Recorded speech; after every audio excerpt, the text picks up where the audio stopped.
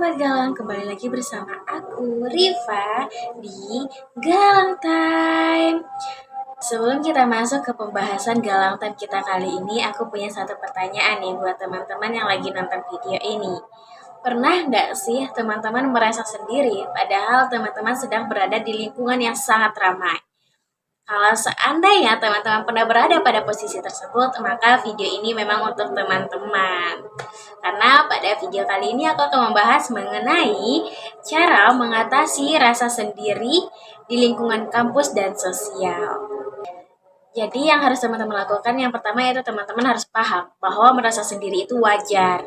Merasa sendiri di lingkungan kampus dan sosial merupakan hal yang sangat manusiawi, teman-teman. Terutama bagi mahasiswa yang sedang beradaptasi dengan suasana baru, pola pergaulan yang berbeda, serta tuntutan akademik yang tidak ringan. Sebenarnya banyak orang yang tampak memiliki pertemanan luas dan kehidupan sosial yang aktif. Padahal pada kenyataannya mereka juga pernah merasakan kesepian.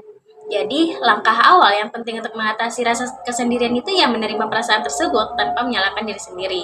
Karena rasa sendiri bukan tanpa kegagalan, melainkan bagian dari proses pencarian jati diri dan tempat yang tepat untuk bertumbuh. Yang kedua, teman-teman harus memulai interaksi dari hal-hal yang kecil. Penting bagi teman-teman ketahui bahwa membangun hubungan sosial tidak harus dimulai dari percakapan yang panjang dan pertemanan yang intens. Karena hal-hal sederhana seperti menyapa teman sekelas, tersenyum, duduk bersama, atau menanyakan tugas kuliah sudah cukup untuk membuka komunikasi. Interaksi kecil yang teman-teman lakukan secara konsisten dapat menumbuhkan rasa akrab secara perlahan dan alami, sehingga teman-teman tidak perlu merasa terbebani untuk langsung menjadi dekat dengan banyak orang. Yang ketiga yaitu teman-teman harus aktif di lingkungan yang sesuai dengan minat. Teman-teman bisa memulainya dengan teman-teman bergabung ke organisasi atau komunitas kampus. Karena hal tersebut bisa menjadi sarana efektif untuk memperluas relasi, asalkan teman-teman dapat menentukan pilihan sesuai dengan minat dan nilai diri teman-teman sendiri. Karena ketika teman-teman berada di lingkungan yang satu frekuensi, teman-teman akan lebih mudah mengekspresikan diri tanpa harus berpura-pura. Karena dengan adanya aktivitas bersama, kerja tim, dan tujuan yang sama akan membantu membangun kedekatan emosional yang secara alami. Yang keempat, teman-teman harus berani mengambil inisiatif sosial. Dengan teman-teman tidak selalu menunggu diajak adalah salah satu kunci agar tidak merasa terisolasi. Teman-teman bisa mengajak teman dari teman-teman makan bersama, belajar kelompok, atau mengikuti acara kampus dapat membuka peluang interaksi yang lebih luas.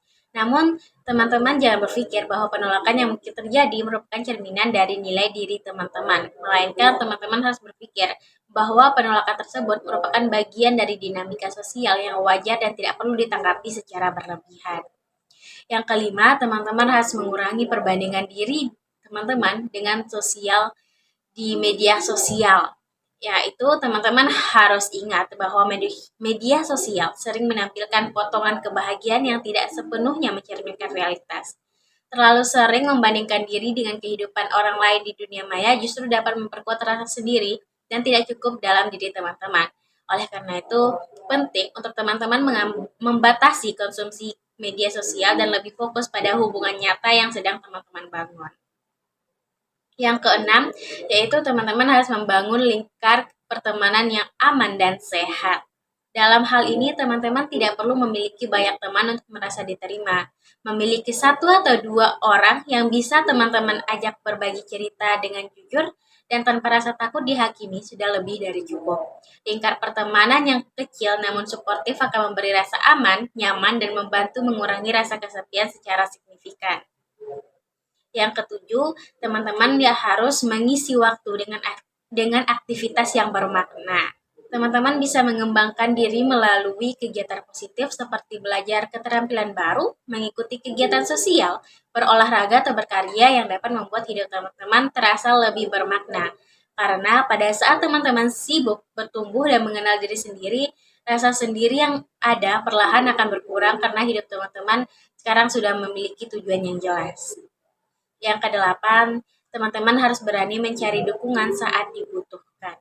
Maksudnya di sini yaitu jika rasa sendiri sudah terasa berat hingga mengganggu kesehatan mental dan semangat menjalani hari dari diri teman-teman, jangan ragu untuk bercerita kepada orang yang teman-teman percaya, seperti teman dekat, kakak tingkat, dosen wali, atau konselor kampus yang benar-benar teman-teman percaya dan teman-teman merasa aman untuk bercerita kepada orang tersebut. Di sini teman-teman juga harus membuang pikiran bahwa meminta bantuan itu merupakan tanda kelemahan, melainkan teman-teman harus meyakinkan diri teman-teman bahwa meminta bantuan itu merupakan bentuk keberanian untuk menjaga diri sendiri. Sampai pada akhirnya teman-teman tidak benar-benar sendiri, namun teman-teman hanya sedang berada dalam proses menemukan lingkungan dan orang-orang yang tepat untuk berjalan bersama. Jalani proses ini dengan sabar, karena setiap langkah kecil yang teman-teman ambil hari ini adalah bagian dari perjalanan menuju versi diri teman-teman yang lebih kuat dan lebih tenang. Sekian cara mengatasi rasa sendiri di lingkungan kampus dan sosial dari aku. Jangan lupa share video ini ke orang yang teman-teman rasa dia cocok dengan video ini. See you!